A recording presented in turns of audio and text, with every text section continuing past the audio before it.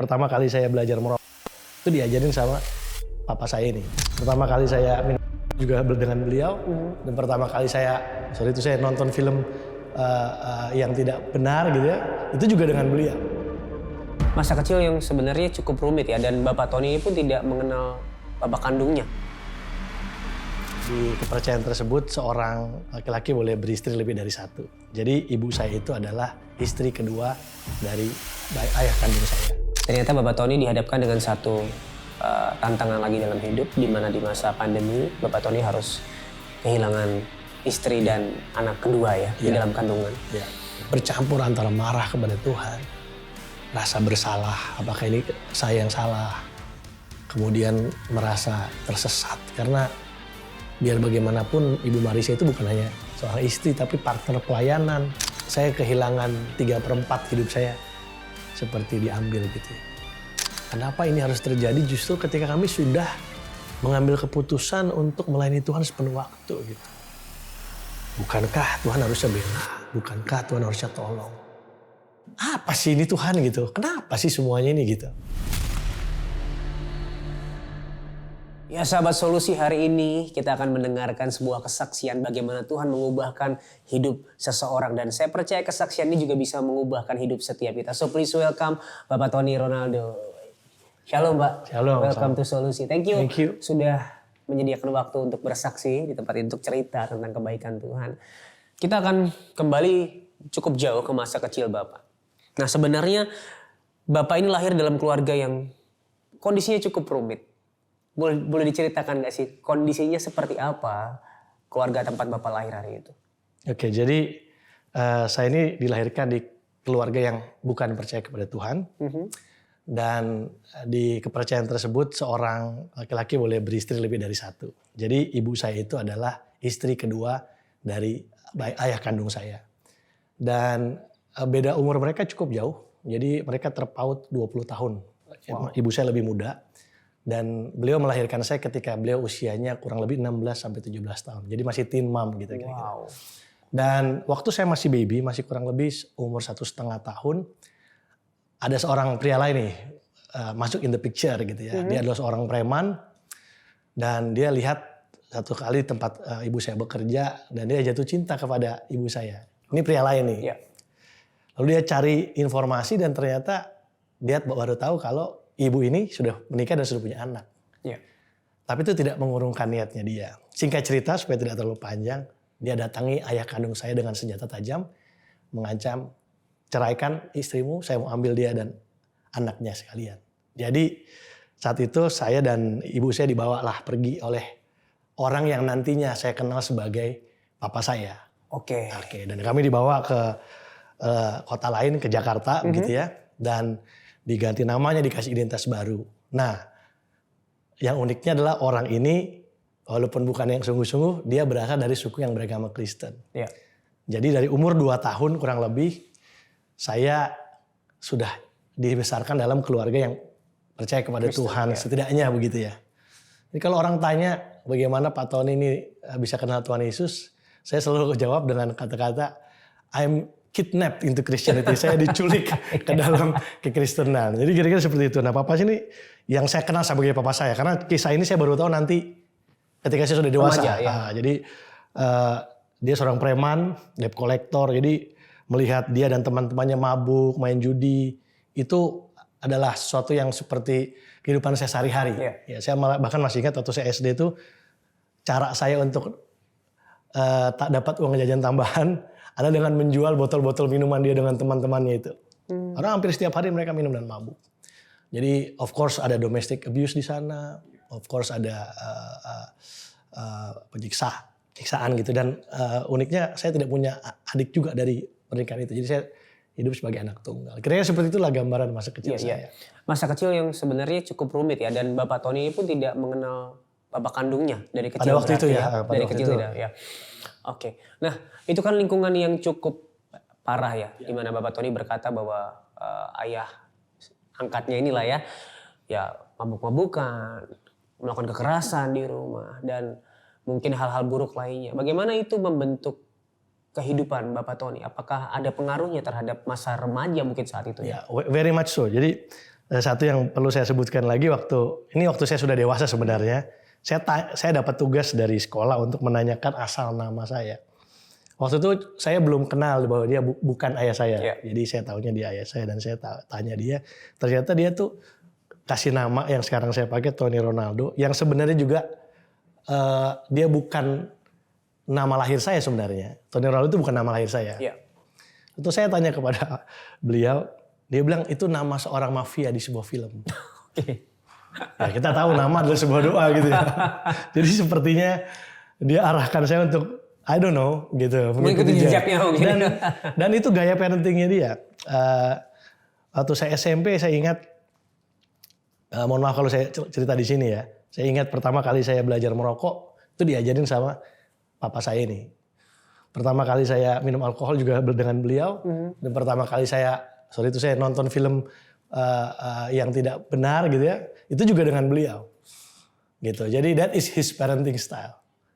Dan walaupun dia, of course semua orang tua kepingin anaknya jadi lebih baik, tapi saya jadi orang anak yang memang pada satu titik I want to follow his footstep. Saya pengen jadi seperti dia, seorang preman, seorang ditakuti. Karena saya sedang ditakuti oleh orang lain. Gitu.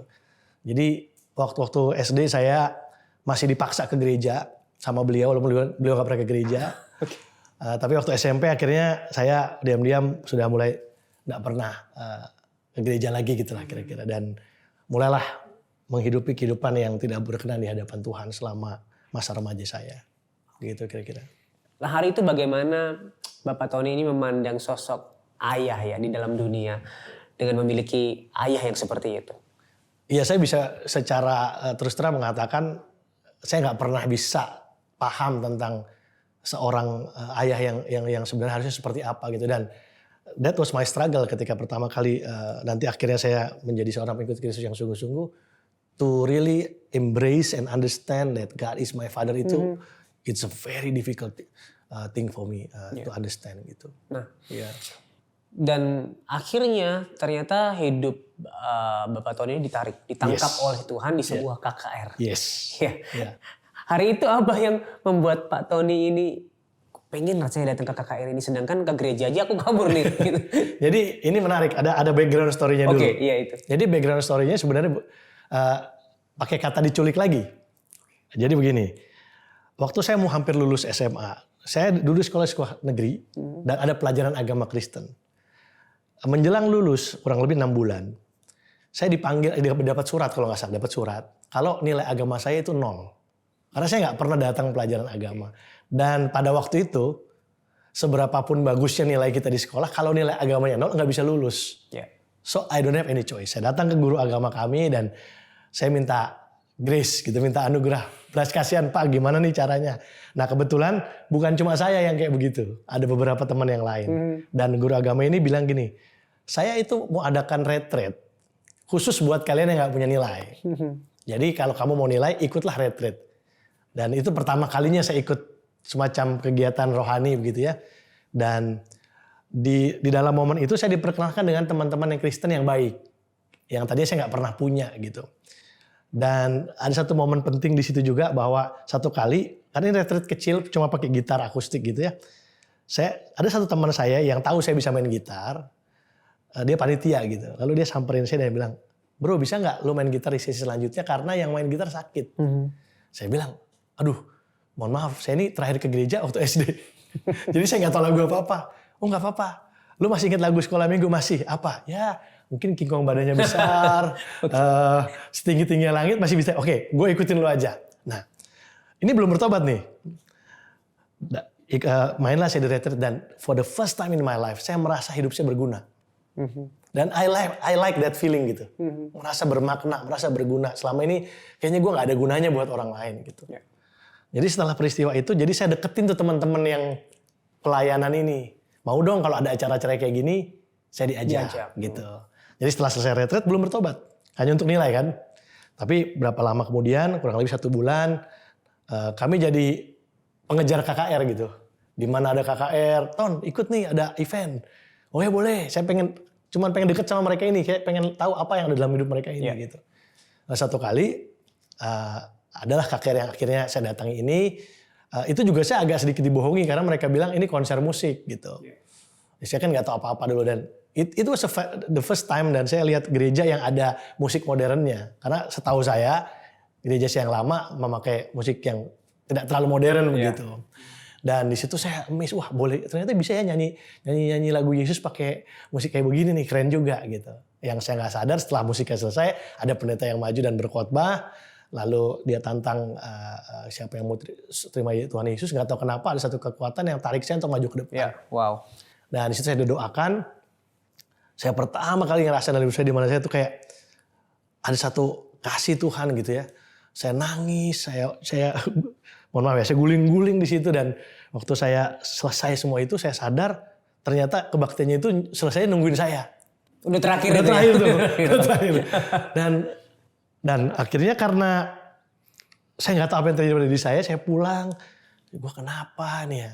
Tapi besok paginya itu kayak ada satu kekuatan yang membuat saya jadi saya masih punya rokok, saya masih banyak yang barang-barang yang tidak berkenan di hadapan. Tiba-tiba pagi itu saya buang semuanya. Saya ke sekolah bawa Alkitab, teman-teman saya bingung. Teman saya ke sekolah bawa Alkitab. Bro ke kantin yuk. Enggak lah, gue baca Alkitab gitu. Itu pemandangan yang mengherankan buat mereka. Dan karena ternyata KKR itu diadakan oleh sebuah gereja, dan saya nggak tahu gereja yang lain. Jadi saya cuma tahunya ada di situ, ya setiap kali hari Minggu saya datang ke situ dan disitulah dimulai perjalanan rohani saya. Wow. Itu membuktikan ya bahwa keselamatan itu ya Tuhan yang berinisiatif Tuhan, ya. Tuhan Anugerahnya yang menghampiri gitu ya. Menculik istilah dari Pak Tony. 2 kali diculik. Oke. Nah, di hari itu ketika KKR itu berlangsung, sebelum pendeta itu pada akhirnya menantang yang mau menerima Yesus, ada nggak sih mungkin satu firman atau satu kalimat dari beliau yang menyentuh hati banget sehingga pada akhirnya memutuskan, oh aku mau maju untuk terima Yesus. Nah, tepatnya justru saya bukan waktu dia berkhotbah karena saya mohon maaf jujur udah lupa. Tapi waktu saya merasa maju ke depan itu dengan satu dorongan yang bukan dari saya. Saya jalan maju ke depan. Tapi waktu dia doakan saya, dia cuma bilang satu, Tuhan punya tujuan dan rencana dalam hidup kamu. Itu yang masih ingat saya sekarang. Itu kalimat yang very strange for me. Gak pernah saya dengar Tuhan punya tujuan buat saya gitu. Tapi itu benar-benar kena buat saya. Bahwa ternyata saya tuh dipedulikan sama Tuhan. Saya dilihat loh sama Tuhan gitu. Tuhan nggak lupa sama saya. Itu yang saya rasakan waktu itu. Ya wow. Hari itu ketika ada perubahan dalam hidup Pak Tony, ada buah yang terlihat. Gimana respon dari keluarga, terutama hari itu ya, dari ayah? Ini menarik juga sih, karena begini, pada waktu itu ya, sekarang mungkin udah nggak terlalu. Dalam tubuh Kristus kan ada semacam perbedaan dan perpecahan gitu. Jadi saya dianggap justru pergi keluar dari gereja yang benar gitu. Kepada gereja yang sekarang saya datangi. Jadi surprisingly mereka menolak. Padahal sudah melihat buahnya sebenarnya. Waktu pertama kan belum ya. Buahnya cuma waktu itu, kok Nenek ke gereja tiap hari gitu. Itu. Tapi kamu ke gereja tepuk tangan ya? Gitu-gitulah. Nah tapi lama-kelamaan mereka lihat, tapi ini anak kok tambah nggak ngelawan sama orang tua gitu ya. Tambah baik gitu ya. Nah hanya saja memang sebelum mereka benar-benar lihat buahnya, ini ada satu badai lagi. Nah, dan saya pikir Tuhan tuh tangkap saya benar-benar di saat yang tepat. Karena setahun setelah saya terima Tuhan Yesus, papa yang saya kenal ini dengan mama saya, mereka bercerai. Dan baru mama saya cerita semua yang barusan saya ceritakan kepada kita semua. Kamu bukan anaknya dan sebagainya. Saya nggak bisa bayangkan kalau hari itu saya belum ada di dalam jamahan Tuhan. Betapa hancurnya saya. Karena bahkan di SMA itu nama panggilan saya itu nama panggilan dari suku papa saya yang ternyata saya bukan dari suku itu gitu. Jadi it was a challenge for me. Tapi kayak Tuhan udah siapkan saya. Dan itu yang kemudian membuat saya ya bisa puji Tuhan pelan-pelan memulihkan diri juga ya dari badai itu. Gitu. Nah ketika pertama kali mengerti bahwa ternyata dia bukan ayahku yang sebenarnya. Respon perdana apa? Apakah kayaknya pengen mencari nih ayahku yang sebenarnya? Pertama itu kan karena mereka udah pisah ya. Jadi kan yang ceritakan mama saya. Sebenarnya mama saya itu dalam usahanya untuk biar saya ikut dia. Karena waktu itu saya masih ikut bapak. respon saya langsung nyamperin papa dan nanya, ini bener nggak? Marah saya. Gitu. Saya merasa dibohongi. Iya. Saya merasa selama 18 tahun atau 19 tahun saya hidup dalam satu kebohongan. Saya marah sekali. Gitu. Dan yang menyimpan itu ternyata bukan hanya mereka berdua kan. Itu keluarga besar, semua yang tahu itu. Jadi pertama reaksi saya marah. Marah ya. Tapi of course setelah itu mulai sirna ya, karena saya sudah dalam Tuhan. Saya of course ngobrol sama mentor saya dan didoakan dan sebagainya. Ya ada keinginan kemudian untuk tahu. Sebenarnya bukan lebih ke arah mencari pribadi, tapi lebih ke tahu who am I sebenarnya gitu. Dan kembali lagi ke kalimatnya pendeta itu, you have a purpose in life. Apakah ini jadi bagian dari pencarian tujuan itu begitu. Iya, iya. Jadi saya mulai mencari-cari ada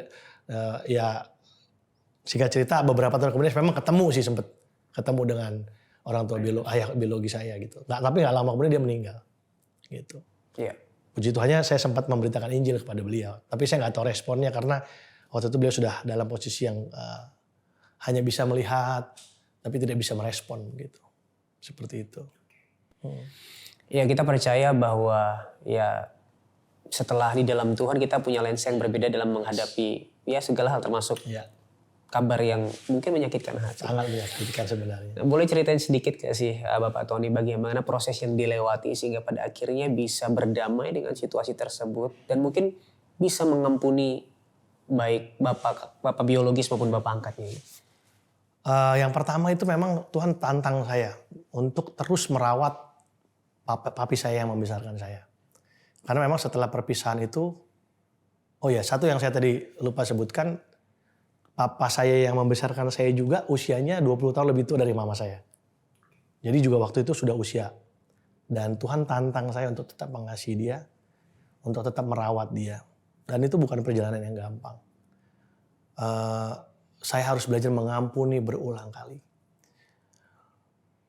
Bahkan kebiasaan beliau untuk mabuk, masih tetap jalan sampai dia tua itu, berkali-kali saya ingin meninggalkan dia. Tapi entah kenapa ada satu kekuatan. Saya merasa itu bukan dari saya gitu. Kayak still keep love him. Love beyond your feeling gitu ya. Love without, saya belajar unconditional love gitu. Walaupun menurut saya belum unconditional banget juga. Karena in a way dia juga yang membesarkan saya. Dia punya jasa buat kehidupan saya gitu. Dan itu gak bisa dipahami sama mama saya. Awalnya gitu. Karena harusnya kan kamu dengan mama gitu kan, mama kandung dan sebagainya. Tapi perjalanan saya mengampuni ayah yang membesarkan saya itu yang membentuk saya, kalau saya boleh bilang, untuk menjadi pribadi yang Tuhan mau begitu ya. Pada akhirnya juga saya pemulihan dengan mama saya. Mama saya kemudian punya keluarga yang baru juga. Dan hari ini saya bisa bilang kita semua sudah berdamai, tetapi memang baik ayah biologis maupun ayah yang membesarkan saya sudah dipanggil Tuhan. Ya. Oke. Di awal tadi Bapak Tony sempat bilang bahwa ini mempengaruhi bagaimana Bapak Tony melihat Allah sebagai Bapa. Pada akhirnya gimana, apa yang terjadi sehingga Bapak Tony bisa akhirnya percaya Tuhan adalah Bapakku. Proses apa yang dilewati hari itu? Wah, itu menarik sih sebenarnya. Saya baru benar-benar dapat revelation itu ya. Justru ketika anak saya lahir. Gitu. Dan saya merasa bahwa I have to redeem my generation. Maksudnya begini, kalau saya terus-menerus melakukan apa yang generasi pendahulu saya lakukan, tidak mengampuni, berbuat jahat kepada generasi yang di bawahnya, maka cycle ini nggak akan selesai. Gitu. Saya mulai berpikir bahwa ternyata baik papa kandung saya, mama saya, papa yang membesarkan saya itu semua mereka juga adalah korban dari apa yang terjadi di generasi sebelumnya. Mungkin tidak terlalu tepat dibilang kutuk keturunan, tapi maksudnya ada satu value atau nilai ataupun culture yang terus diturunkan ya. Kekerasan, kawin cerai, selingkuh dan sebagainya. It has to stop. Dan harus ada orang yang menjadi agen perubahan gitu. Jadi saya kayak waktu anak saya lahir itu kayak ada in between two generations gitu. Dari sini saya mau kemana nih? Saya mau melanjutkan pola yang sama. Karena kalau saya tahu, kalau saya benci kepada dia, kalau saya tidak mengampuni, kalau saya tidak menerima, maka saya pasti akan membawa bagasi itu kepada generasi yang selanjutnya, dan saya nggak mau itu. Dan disitulah saya kemudian dapat pewahyuan itu bahwa your earthly father is not really your father actually. Keluarga itu hanya alat yang Tuhan pakai untuk melahirkan kita di dunia. And we have to be thankful for that. Tapi Bapa kita yang sebenarnya adalah Bapa di surga. Dan dalam perjalanan hidup saya dia membuktikan. Dengan tangan yang tidak kelihatan, dia pelihara hidup saya. Ternyata waktu saya renung-renungkan, iya ya, gue bisa sampai titik ini ya. Kalau bukan karena Tuhan, semuanya gak bisa. Dan itu sebenarnya yang saya ajarkan kepada orang yang saya layani. Bapamu mungkin gak sempurna, tapi Bapa di surga sempurna. Gitu. Masa lalumu itu not your real past. Karena masa lalumu yang sebenarnya adalah di hati Tuhan. Gitu. Kamu harus kembali ke masa lalumu yang dirancang oleh Tuhan, bukan masa lalumu yang kamu alami dari keluargamu. Itu yang saya benar-benar coba embrace gitu ya, bahwa Bapak saya di surga. Termasuk sama anak saya ajarkan juga. Papa berusaha dengan yang terbaik, tapi your father is your father in heaven. Itu adalah Bapamu yang sejati. Wow. Lalu setelah itu, setelah perjalanan yang panjang, melewati badai, mengenal Tuhan, pada akhirnya Bapak Tony ini memutuskan untuk melayani sepenuh waktu dan mengambil sekolah Alkitab. Apa yang hari itu membuat hati Bapak ingin jadi sebenarnya keputusan saya pertama untuk sekolah Alkitab itu memang setelah pertobatan itu gak lama, Pak. Jadi kurang lebih 2 tahun setelah saya bertobat. Tapi waktu itu sebenarnya niatnya bukan untuk mau melayani Tuhan. Saya mau belajar tentang Tuhan. Dan saya nggak tahu banyak referensi, jadi saya pikir mungkin sekolah Alkitab jawabannya gitu kira-kira. Jadi di dalam sekolah Alkitab itulah saya belajar untuk mengenal Tuhan, pribadinya, karya, dan diperkenalkan kepada dunia pelayanan. Setelah itu kemudian nggak lama kemudian saya memang memutuskan untuk melayani Tuhan sepenuh waktu. Walaupun itu bukan perjalanan yang ringan, saya sempat lari juga sebentar, nggak tahan, balik. Tapi kurang lebih saya bertobat tahun 2000, di tahun 2011, jadi butuh waktu 11 tahun. Akhirnya saya mau menyerahkan sepenuh, saya mau melayani Tuhan sepenuh waktu. Gitu. Nah, setelah itu Bapak bertemu dengan istri ya? Iya. Ibu Marisa ya? Betul. Itu ketemunya di mana Pak? Jadi dulu ceritanya saya pelayanan musik rohani, saya punya pelayanan praise and worship. Dan Ibu Marisa ini adalah sepupu dari salah satu teman saya di dalam tim itu. Jadi kami lagi latihan musik satu kali, terus rekan saya ini bawa saudaranya gitu. Pas saya lihat, it was a love at the first sight ya. Cinta pada pandangan pertama. Boleh juga nih gitu. Dan karena teman saya yang satu tim ini kenal banget sama saya, dia langsung datangin saya. Kenapa? Suka lo ya gitu. Langsung dia tahu gitu. Singkat cerita ya, akhirnya kita pacaran dan gak lama kemudian menikah gitu. Sempat ada rasa takut nggak ya? Karena kan Bapak juga besar dan lahir dalam keluarga yang complicated ya. Sempat ada rasa takut? It is very good question actually. Sangat bagus pertanyaan. Dan memang saya banyak gagal di hubungan karena begitu biasanya keluarga calon, keluarga pacar gitu lah ya. Tahu latar belakang saya itu langsung stop. Iya di-cut. Dan ini memang juga ketakutan saya. Makanya waktu dengan Bu Marisa ini bedanya begini. Saya sebelum komit kita udah tahu nih sama-sama suka gitu. Dan saya tahu dia dari keluarga yang cukup terpandang lah. Saya bilang kita jangan komitmen dulu ya. Nah itu juga saya nggak tahu dapat keberanian dari mana. Boleh nggak saya ketemu papamu dulu? Wow. Jadi orang kalau mau ketemu papa biasanya kan mau ngelamar. Ini mau minta izin pacaran. Karena saya mungkin ada some of it because of the trauma gitu. Yang kedua mungkin ya saya mau belajar ikut prinsip firman Tuhan lah kira-kira gitu. Jadi saya minta izin sama dia. Dia kaget kan. Boleh nggak saya ketemu orang tua kamu dulu? Saya nggak ngelamar kamu. Saya cuma bilang, saya bilang boleh nggak saya izin serius dengan anak bapak gitu. Dan wah itu susah banget. Karena saya baru tahu ternyata papanya itu pejabat. Wah tuh pengalaman. Tapi justru karena keberanian itu di-appreciate. Gak pernah ada seorang anak laki-laki yang berani datengin saya sebelum pacaran. Biasanya udah pacaran baru ini. Dan kemudian dia keluarga merestui. Wow. Gitu. Itu mujizat banget ya pokoknya. Bahkan mereka yang lebih sering kayak udah wah saya punya mertua yang luar biasa lah. Mereka bahkan bilang gini, kebetulan istri saya tuh pendidikannya cukup baik. Udah nanti kamu aja yang kerja, Ica panggilannya. Biar Tony pelayanan gitu. Jadi mereka tuh sangat support gitu.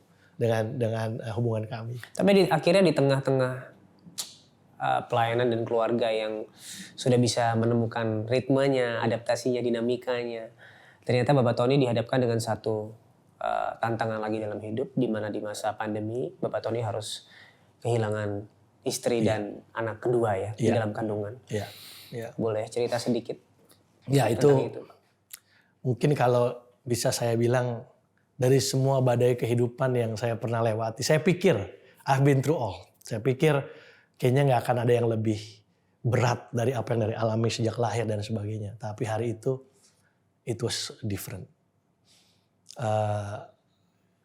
Kami melayani di Bali waktu itu. Maksudnya kami domisili di Jakarta, tapi kami pergi ke Bali untuk perjalanan pelayanan. Istri saya hamil 5,5 bulan, jadi kami harus ke dokter dulu minta surat supaya boleh terbang. Kemudian pandemi waktu itu, sampai di Bali ada beberapa undangan khotbah, tapi begitu mendarat beliau langsung gak enak badan. Saya pikir ya namanya orang hamil ya, lagi gak enak badan, ya udah mama sama David anak saya yang pertama di hotel aja biar papa yang pelayanan. Saya berkhotbah, malam pulang 2 hari tidak kunjung sembuh gitu ya. Terus akhirnya kita coba, yuk kita jangan-jangan kita kena COVID gitu ya. Walaupun itu sesuatu yang sangat kami hindari. Yang benar akhirnya saya positif, Bu Marisa positif, David negatif gitu. Akhirnya kita bikin skenario, udah batalkan semua. Ya singkat cerita, saya tidak bergejala, beliau bergejala sampai akhirnya masuk rumah sakit, sampai akhirnya masuk ICU. Dan waktu di ICU saya sempat dampingi selama 7 hari.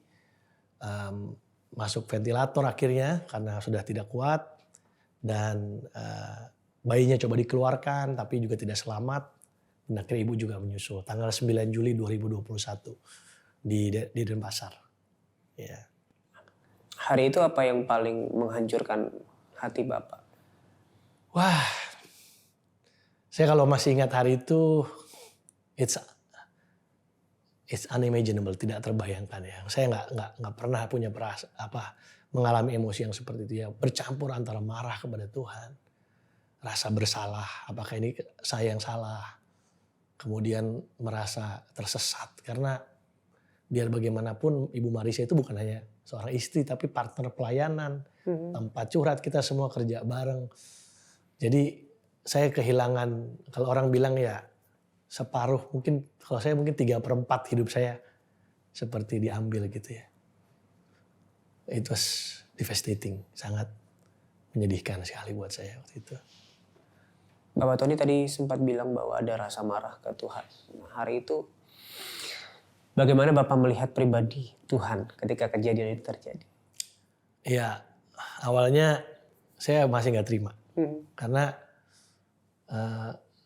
kenapa ini harus terjadi justru ketika kami sudah mengambil keputusan untuk melayani Tuhan sepenuh waktu gitu. Bukankah Tuhan harusnya bela? Bukankah Tuhan harusnya tolong? Istri saya doakan orang-orang sakit COVID, mereka sembuh loh sebelum dia kena COVID. Saya juga demikian, jadi marah gitu kan, kenapa ya? Kok jahat sekali gitu. Dan ya kebuka lagi gitu ya luka-luka masa lalu gitu ya. Apa gak cukup gitu? Tuhan mau apa sih? Tuhan mau hukum saya salah apa gitu? Ada kemarahan, lama saya marah sama Tuhan. Walaupun saya tetap pelayanan, walaupun saya tetap mencoba untuk kelihatan kuat di depan banyak orang, karena nature saya pengen nolong orang lain. Jadi saya bilang dalam hati saya nggak perlu lihat orang lihat saya lagi bergumul gitu. Tapi akhirnya I was having a mental breakdown setelah kurang lebih 6 bulan setelah ditinggal Bu Marisa. Saya hancur sehancur-hancurnya. Ya. Waktu itu yang membuat saya tetap masih mau punya semangat hidup adalah karena saya masih punya anak. Kalau bukan karena David, saya nggak yakin saya bisa survive waktu itu. Titik terberat apa yang hari itu Pak Tony alami ya, di tengah tetap pelayanan, di tengah tetap ya mungkin menjadi ayah bagi David. Titik paling rendah yang tadi Pak Tony berkata sampai breakdown itu, apa yang terjadi? Kosong aja gitu Pak. Kayak mau ngapain lagi sih ini? Gitu. Kayak udah nggak tahu lagi, nggak tahu mau ngapain gitu. Ya menjalankan rutinitas hanya karena sudah ada di atur jadwal dan sebagainya. Jadi waktu itu saya cuma bilang dalam diri saya, yang penting hari ini lewat, besok urusan nanti. Begitu saja selama berbulan-bulan. Lalu gimana dengan relasi Bapak dengan Tuhan hari itu? Hampir kurang lebih mungkin hampir setahun ya. Saya masih bisa baca Alkitab, tapi sulit buat berdoa saya. Saya bisa baca Alkitab, saya masih bisa susun khotbah. Tapi untuk berdoa sulit buat saya. Tapi begini, ini yang saya sering ceritakan sama orang ya. Saya nggak pernah sedetik pun meragukan bahwa Yesus adalah Tuhan dan satu-satunya juru selamat. Itu saya nggak pernah ragukan dalam perjalanan itu. Saya nggak pernah ragukan bahwa dia adalah Bapak saya. Saya nggak ragukan bahwa dia punya rencana yang indah buat semua orang. It's just not for me aja gitu. Jadi entah bagaimana keyakinan saya tetap bahwa Tuhan itu Bapak saya. Cuma either saya yang lagi marah sama dia lagi marah sama saya. Itu aja sih gitu. Dan saya nggak tahu sampai kapan waktu itu saya bisa pulih. Dan saya tahu Tuhan kirimkan banyak cara gitu ya untuk berbicara kepada saya. Cuman saya sempat mengeraskan hati aja gitu. Nggak terima aja. Cuman saya tahu dia sayang sama saya. Ya sama kayak kalau kita lagi sama orang tua ngambek gitu ya. Kan bukan artinya kita nggak jadi anak lagi. Betul.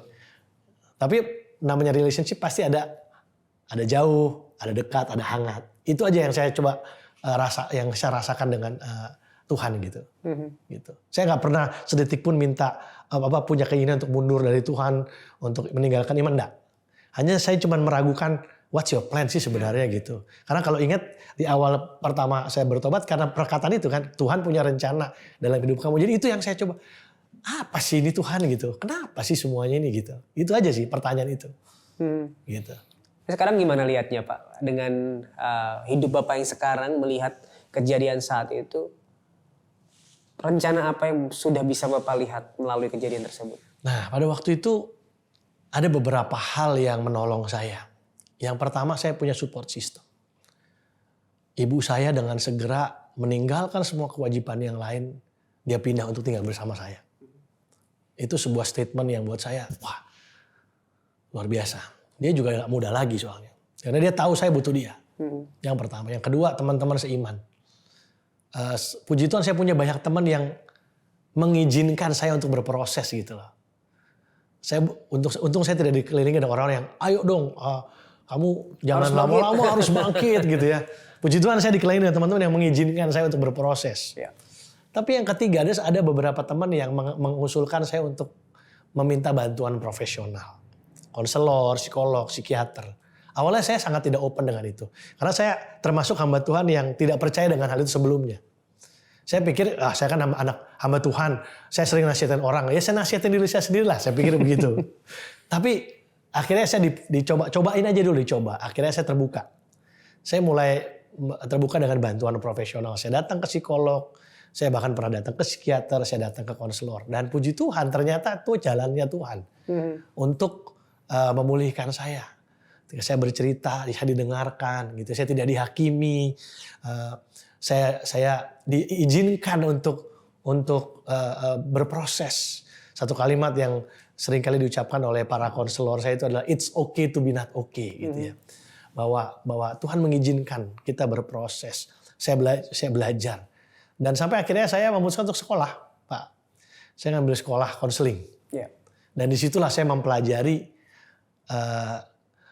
perjalanan emosi manusia ketika mengalami hal-hal yang sulit dalam hidupnya. Wow. Dan saya secara khusus mendalami sebuah bukan ilmu, mungkin namanya lebih ke subnya ya dari konseling, yaitu grieving. Saya belajar memahami orang yang berduka dan bahkan mengambilnya sebagai tesis saya, mewawancarai banyak orang yang berduka. Yeah. Dan akhirnya saya mendapat pelajaran yang berharga di semua perjalanan itu. Beberapa prinsip yang akhirnya saya paham. Yang pertama, bahwa duka itu wajar. Duka itu tidak salah. Duka itu bukan penyakit. Grief is not a disease. Grief itu tanda sayang. Yeah. Kita bukan berduka karena ya nanti dia pergi ke surga apa enggak. Bukan itu. Kita berduka karena kita pernah punya hubungan gitu. Kita pernah punya relasi. Jadi sekarang saya mencoba memberikan awareness itu kepada orang-orang yang saya layani gitu. Bahwa it's okay. Yesus aja menangis waktu Lazarus meninggal. Walaupun Yesus tahu nantinya dia akan membangkitkan Lazarus. Firman Tuhan berkata Tuhan dekat dengan orang-orang yang hancur hati. Justru ketika kita hancur hati, Tuhan itu dekat loh sama kita. Dia nangis bersama dengan kita gitu. Saya kemudian mengerti bahwa yang namanya kehilangan, yang namanya tragedi, itu gak bisa dihindari. Mau kita ikut Tuhan atau gak ikut Tuhan, kalau udah waktunya orang pergi ya pergi. Betul gak Pak? Betul. Tapi setidaknya sekarang kita punya Tuhan. Itu saya coba ubah mindset saya. Kalau waktu dia pergi saya tidak ada di dalam Tuhan, akan lebih hancur kayak gimana saya ini gitu. Ya Tuhan kita adalah Tuhan yang di gunung, tapi dia juga Tuhan yang di lembah. Dia Tuhan pada masa kemenangan, dia juga Tuhan pada waktu kita susah. Dan saya belajar bahwa our pain is never wasted. Rasa sakit kita tuh bisa dipakai Tuhan untuk menjadi berkat buat orang lain. Saya baru paham itu bahwa ternyata bukan cuma talent yang bisa dipakai Tuhan. Bukan cuma karunia rohani yang bisa dipakai Tuhan. Rasa sakit kita juga bisa dipakai Tuhan untuk menolong orang lain. Dan saya alami itu. Saya mulai mengubah cara saya berkhotbah. Saya mulai belajar terbuka bahwa saya pernah loh ngerasa sakit. Saya pernah ngalamin itu. Dan amazingly setelah saya khotbah banyak orang datang. Pak ternyata saya juga pernah ngalamin apa seperti Bapak. It's okay. Marah sama Tuhan oke. Tapi jangan tinggalin Tuhan. Gitu. Karena kita anak dan dia Bapak. Dan saya sekarang sedang mendampingi beberapa orang yang sedang ngalamin journey itu. It's not easy. Saya juga kalau mau disuruh ngulang, saya nggak mau ngulangin proses itu. Dan itu proses yang panjang. Tapi I think it's worth it. Gitu. Bahwa semua perjalanan yang saya alami ini, yang tadi Pak tanyakan, itulah maksud Tuhan. Plan Tuhan. Iya. Ya, wow. Ini menarik banget ya. Karena banyak sekali orang Kristen yang pada akhirnya mungkin tidak percaya dengan pertolongan mungkin konselor. Hanya berkata ya udah datang ke Tuhan saja. Padahal juga para profesional ini pakai Tuhan untuk pada akhirnya ya membantu mereka pulih, termasuk dalam cerita Bapak Tony ini ya. Nah, hari itu ya apa sih yang pada akhirnya bikin Bapak Tony pulih dari salah satunya menyalahkan diri sendiri dan membenci diri sendiri. Apakah ini ada salahku gitu? Apa yang bisa membuat Bapak pulih pada akhirnya? Dalam satu sesi konseling, saya dengan konselor saya memproses perasaan ini secara khusus gitu. Lalu dia tanyakan sesuatu begini pada saya. Pak Tony, do you think that you have done your best? Kan dia setelah saya cerita, saya merasa bersalah. Apa mungkin saya kurang berusaha? Apa mungkin saya telat masukin rumah sakit? Atau itu kan semua berkecamuk ya. Apakah ini kalau saya mungkin sedikit lebih waspada ini bisa dihindari gitu. Lalu setelah saya cerita itu dia tanya itu. Apakah Pak Tony merasa Pak Tony sudah melakukan yang terbaik untuk istri? Pada saat itu dengan semua pengetahuan yang Pak Tony tahu. Saya pikir iya. Saya berani bilang iya. Ya kan Bapak waktu itu di pressure. Bapak waktu itu dalam juga keadaan sakit. Jadi apakah Bapak ngerasa you have done your best in your position at that time? Iya saya bisa bilang iya. Saya sudah berikan yang terbaik. Nah sekarang pertanyaan yang kedua. Dia bilang, apakah kalau ada yang bisa diubah cara Pak Tony mungkin bawa ke rumah sakit lebih awal tadi Bapak bilang ya, atau menambahkan obat dan sebagainya. Apakah kalau Bapak lakukan itu sudah pasti tidak jadi meninggal? Saya pikir, karena saya hamba Tuhan juga jadi saya pikir juga maksud pertanyaan dia kemana nih gitu ya. Saya jawab akhirnya, iya enggak juga sih Pak, tetap aja ada kemungkinan meninggal. Jadi di tangan siapakah hidup dan mati orang? Di tangan Tuhan. Situ saya mengerti. Nah memang akhirnya butuh ada perspektif yang berbeda Pak. Untuk bisa memahami ini semua. Dan itu juga yang sering saya pakai untuk menolong orang. Ya mungkin sekarang sedang menyaksikan gitu merasa bersalah.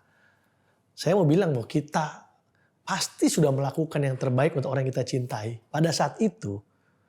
Karena kita juga di situ di titik yang tidak sedang baik-baik saja kan. Sedang di pressure mungkin pada waktu itu saya sudah tidak tidur 7 hari. Ya, semua yang kita lakukan memang sudah yang terbaik yang kita tahu pada saat itu. Tapi akhirnya memang Tuhan yang menentukan gitu. Wow. Saya belajar bahwa memang nggak semua di dalam hidup ini bisa kita kontrol. Gitu. Ada hal yang memang tidak bisa kita kendalikan. Dan rasa bersalah itu sebenarnya adalah wujud dari kita mengontrol. Ini semua kan harusnya, kalau saya yang lakukan harusnya benar, harusnya baik. Nggak seperti itu dalam hidup ini. Itu sih salah satu yang dari proses konseling dan berjalan bersama Tuhan tentunya bisa kemudian membawa saya kepada pemulihan. Wow. Ya. Bapak kan pada akhirnya terjun dalam pelayanan konseling khususnya untuk mereka yang sedang berduka, kehilangan orang yang mereka sayangi, cintai. Menurut Bapak seberapa penting hal tersebut untuk ada di dalam kehidupan kekristenan, Pak? Iya, very important, sangat penting. Kenapa ya? Saya mohon maaf, saya bukan mencoba untuk menyinggung gereja ataupun komunitas rohani, tapi masih banyak yang menganggap kedukaan itu sebagai penyakit atau dosa bahkan gitu. Sepertinya kita tidak beriman kepada Tuhan kalau kita berduka. Sepertinya harus ada deadline-nya berduka itu gitu. Mohon maaf ya, saya pernah ada satu orang yang bilang sama saya, seorang hamba Tuhan. Daud aja anaknya meninggal cuma berduka 40 hari gitu.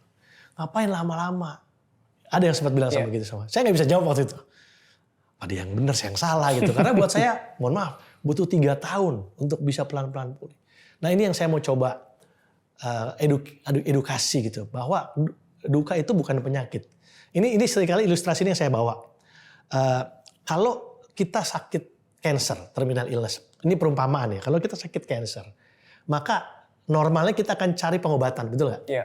Bagaimana caranya supaya cancer itu sembuh? Kita akan cari berobat dimanapun kalau kita mampu. Itu kalau kita memandang cancer sebagai penyakit, betul nggak? Nah, tapi coba bandingkan dengan kasus kedua. Kalau satu hari tangan kita yang kanan diamputasi, itu bukan penyakit, betul nggak? Itu reality. This is our new reality. Ini kenyataan hidup yang baru, nggak ada obatnya. Tangan palsu mungkin paling banter. Jadi apa yang harus kita lakukan? Kita belajar beradaptasi dengan realita hidup yang baru. Itulah kedukaan, Pak. Kedukaan nggak bisa dicari obatnya. Istri saya meninggal, nggak ada obatnya. Betul.